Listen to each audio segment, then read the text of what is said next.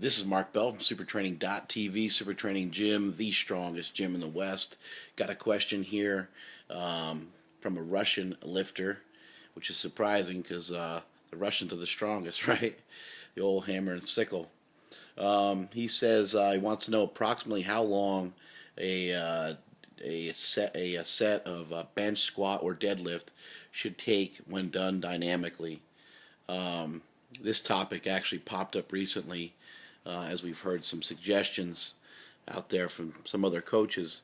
But we like to simplify it. Jesse Burdick and myself, we go and do these CrossFit powerlifting certification seminars, and we like to sum it up by just saying that what you're trying to do is you're trying to complete your dynamic effort set.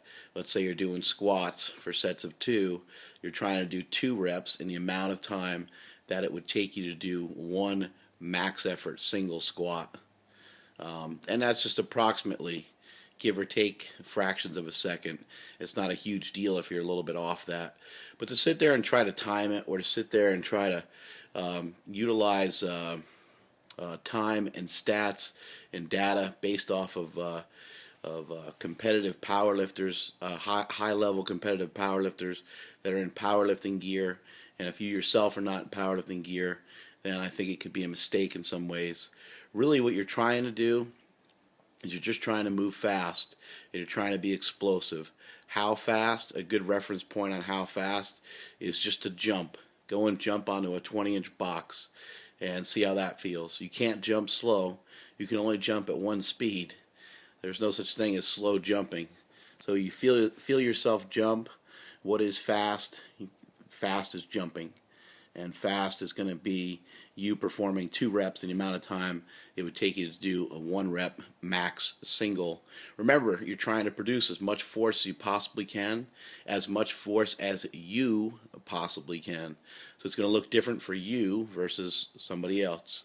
Somebody else may be more explosive. Take Stan Efferding, for example.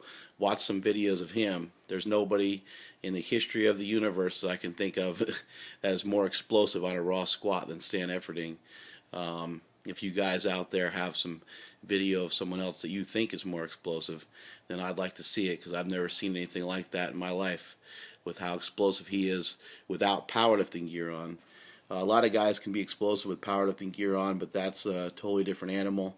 It's a totally different thing altogether, and the reason why it's so different is the fact that the powerlifting gear is helping to absorb a lot of the eccentric portion of the lift, whereas when you're raw and you don't have gear on, your body has to absorb all the eccentric portion of the lift, and then you have to have some really, really good reversal strength and some really good stabilizer muscles and things like that to be able to reverse those weights back up.